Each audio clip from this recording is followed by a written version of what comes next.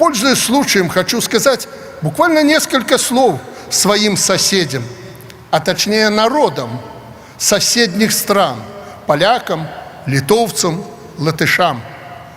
Знайте, мы не рисуем планы вмешательства в вашу жизнь. Мы желаем вам только добра, счастья и мира. Но этот мир сегодня настолько хрупкий, что любое неосторожное движение может привести к тяжелейшим и непоправимым последствиям. Очень не хотелось бы, чтобы наши земли в очередной раз стали театром военных действий и снова были бы уничтожены миллионы наших граждан, как это было всегда в истории. Белорусам чужого не надо. При этом помните, я обращаюсь к народам соседних государств. В случае агрессии против Беларуси мы не будем рисовать никаких красных, желтых, черных или голубых на злобу линий. Она есть, эта линия, государственная граница. И вы знаете, что у нас есть чем ответить. Sveiki draugai, sveiki bendraminčiai, visi turbūt girdėjote paskutinę Aleksandro Lukašenkos kalbą, kurią jis pasakė tautos vienybės dienos proga.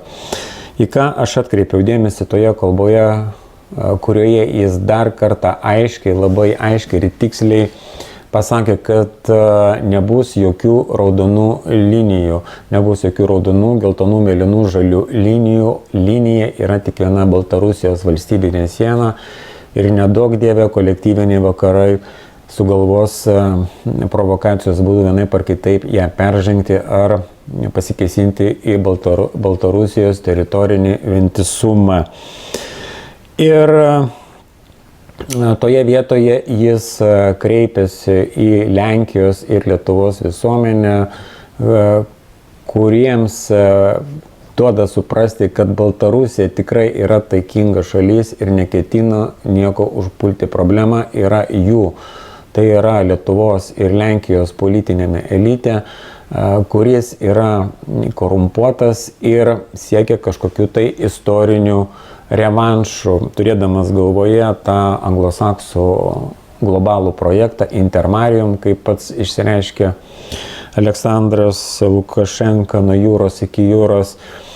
Bet davė suprasti, kad Baltarusija turi kuom atsakyti ir iš tikrųjų mes žinome, kad Baltarusija yra dislokuotas taktinis branduolinis ginklas ir galvoju, jeigu taip atsitiktų, kad kolektyviniai vakarai užpultų Baltarusiją, Aleksandras Lukašenka tikrai nedvejodamas panaudotų šį ginklą.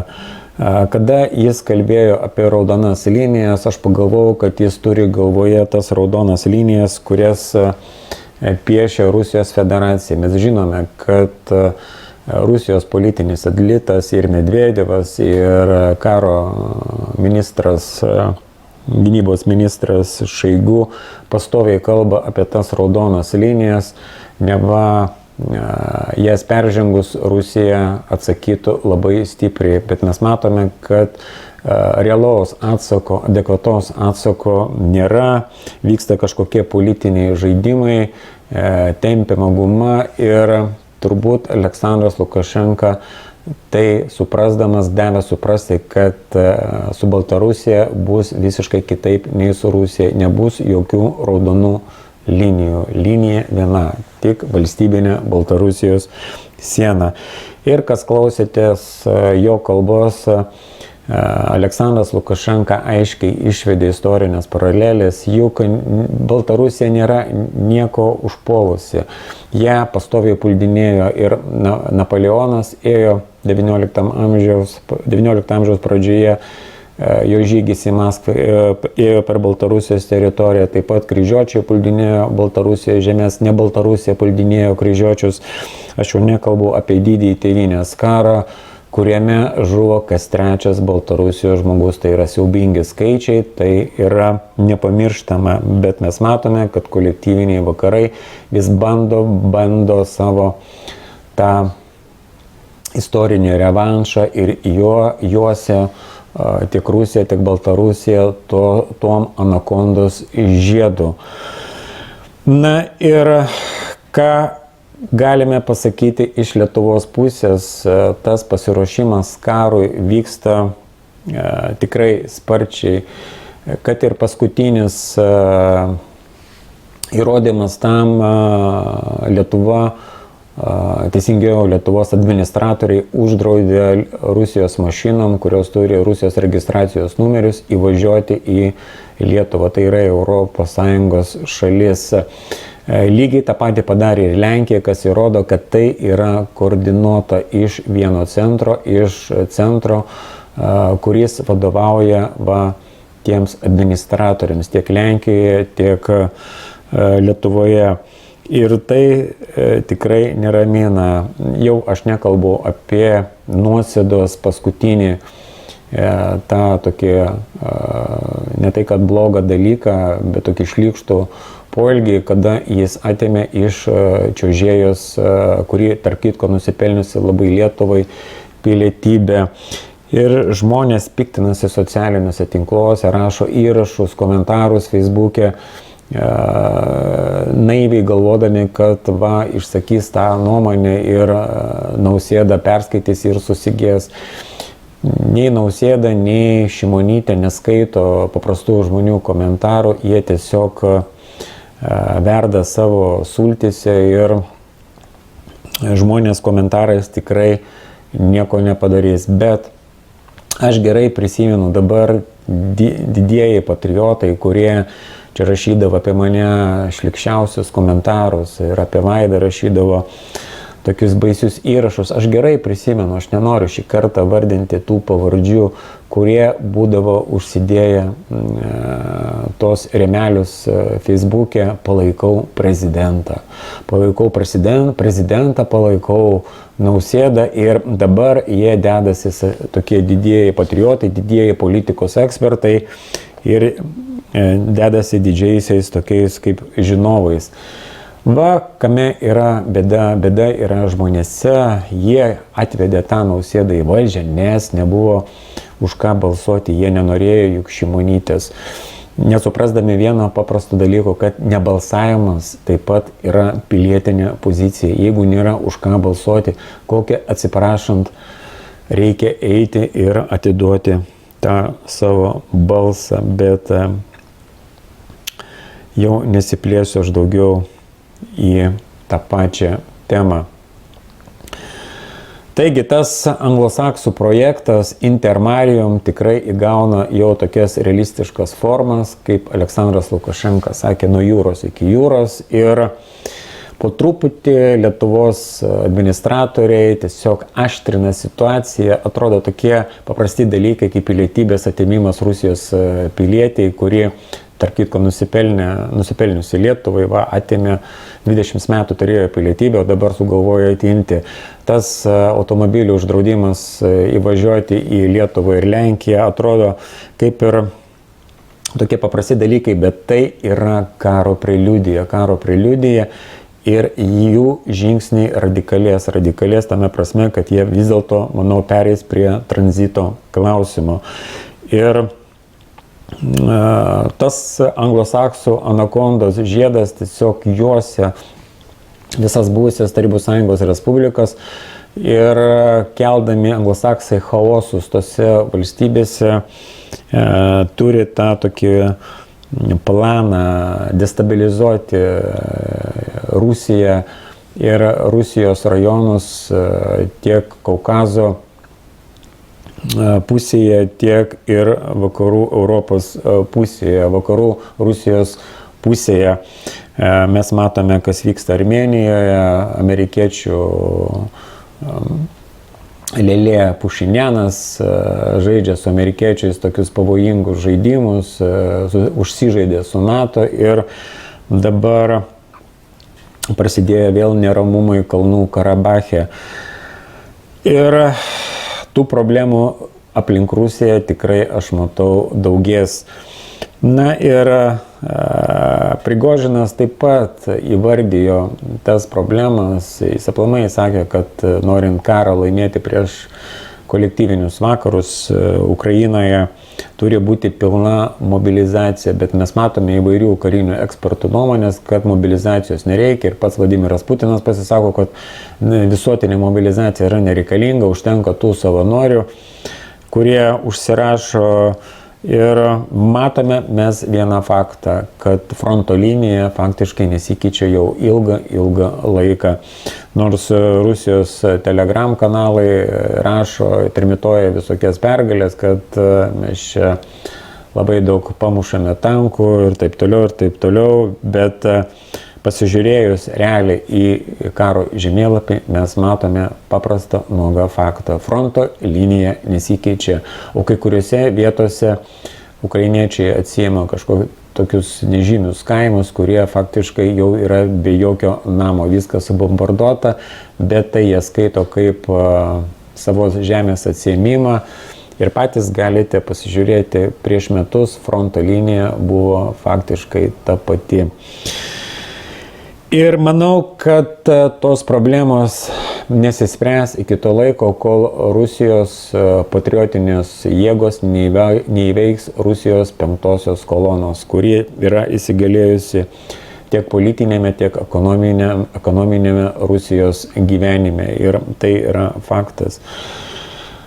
O kas belieka mums tik sekti situaciją ir pasirūpinti savimi, ką mes darytumėm, jeigu prasidėtų tokie baisus dalykai, kaip prasidėjo Ukrainoje, ką mes darytumėm asmeniškai, ar mes turime kažkokį tai planą išgyvenimui, juk ne vienas iš mūsų niekas nenorės eiti kariauti už Landsbergį ir Amerikos interesus ir niekas iš mūsų adekvačių žmonių nenorės, kad mūsų vaikai atiduotų savo galvas už kažkokių psichopatų žaidimus.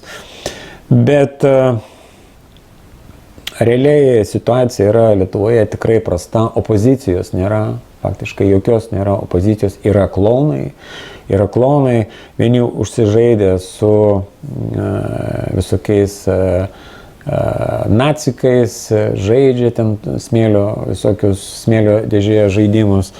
Kiti turi kitokių problemų, apie save labai gerai galvoja, bet iš tikro be butelio nieko negali išspręsti, jokia kalba, jokia politinė diskusija be butelio negali apsieiti. Čia turiu galvoje ir įvairius klaunus iš Teisingumo aušros, kurie rašinėja tiesiog tokius paikus komentarus.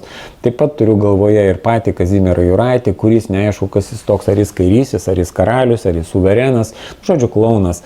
Pasižiūrėjau čia kažkada jo Facebooko įrašus, tai jis karalius, Kazimieras V, tai jis suverenas, tai jis Stanislavo Tomo perintojas, tai jis Povilaičio gelbėtojas ir panašiai.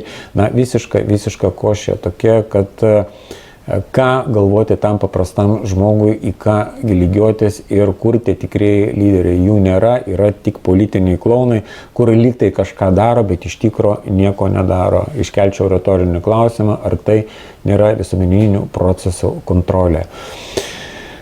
Nu tikrai pagalvokite, kam žmogui kairiajam, kuris yra kairiųjų judėjimą, save paskelbti karaliumi, Kazimieru V ir suverenu kažkokiu tai ir panašiai. Nu tai gali būti žmogus karalius, bet kam eiti tada į tą Teisingumo aušrą ir ją taip diskredituoti, nors ten iš tikrųjų nėra ką jau ir diskredituoti, ten švies faktiškai nieko nėra. Nėra jokios opozicijos, nėra. Ir tą patvirtino pats Algirdas Paleckis, kada aš buvau kalėjime, kad nėra jokios opozicijos ir kai mes pradėjome kalbėti apie opoziciją, jis tiesiog nusišypsojo, jos tikrai nėra ir jis tą puikiausiai supranta. Juk mes nepavadinsime opoziciją Norkaus, kuris nubėgo pas Celofaną į partiją ir tapo jo pavaduotoju. Tai yra politiniai klaunai, politiniai oportunistai. O tuo pačiu metu mes matome, kad vyksta rimti dalykai, Lietuvos administratoriai ruošiasi po truputį karui, provokuoja Rusiją, o visuomenė tik atkomentuoja socialiniuose tinkluose į tokius Nausėdos, kaip sakoma, bairius, kaip pilietybės atėmimas. Žmonės, aišku, piktinasi, aš suprantu tą žmonių pyktį, bet to nepakanka, kad kažkaip paveikti tą politinę situaciją.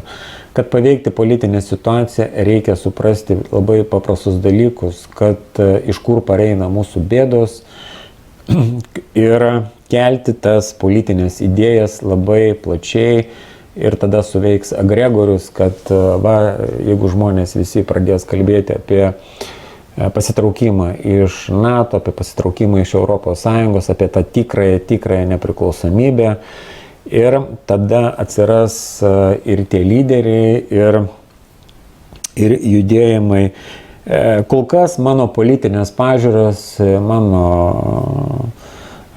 pasaulėžiūra atitinka gerbiamas profesorius Eduardas Vaitkus.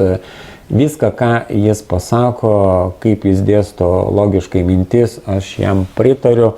Faktiškai 100%. Puikiausiai jis susigaudo, kas vyksta Rusijoje. Jis jos neidealizuoja, nekartą yra rašęs, daręs įrašus tiek Facebook'e, tiek pas ekspertus kalbėjęs, kad yra 5. kolona, minėjęs apie tos Rusijos dūmos deputatus, kurie skraido tarp Maskvos ir Londono. Puikiausiai supranta Rusijos mūsų pagrindinės didžiosios kaimynės problemas. Tai yra tas žmogus, kuris gali būti politikoje, tokie žmonės privalo būti politikoje ir kažkaip, jeigu dauguma Lietuvos žmonių, dėja mes tokie nesame, būtų adekvatus, jis išeitų kaip ant mėlių ir nušluotų visus tos vėgėlės ir kitus tos sisteminius patkablučnikus, Amerikos patkablučnikus. Bet dėja, patiems žmonėms trūksta adekvatumo,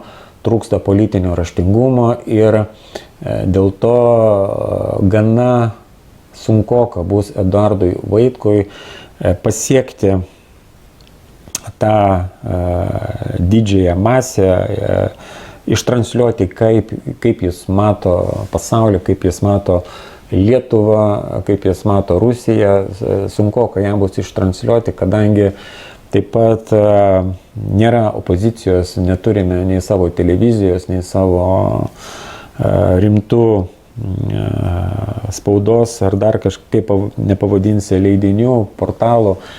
Yra ekspertai, juk nepavadinsi Janutienės ar Balkaus opozicinė televizija. Tai yra taip pat politiniai klaunai, kurie tik tai pila paplavas ant žmonių, kurie bent kažką tai daro. Turiu galvoje gerbiamą profesorių Eduardą Vaitkų.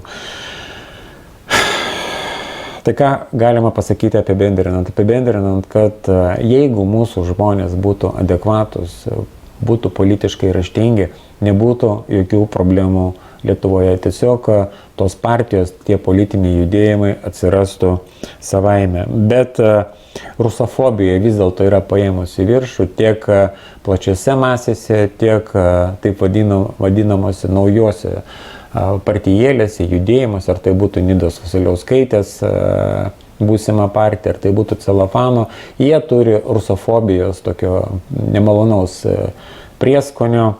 Karts nuo karto išlenda tokie rusofobiniai dalykai ir tai rodo, kad Lietuva vis dėlto nėra subrendusi rimtom permainom. Tai yra liūdna ir nieko jau čia nepadarysiu. Tie, kas neklausė Aleksandro Lukašenkos kalbą, kuri taip pat skirta ir lietuviams, tikrai rekomenduoju ją perklausyti. Tai tom aš baigiu savo monologą. Ačiū, kad išklausėte ir būkite sveiki.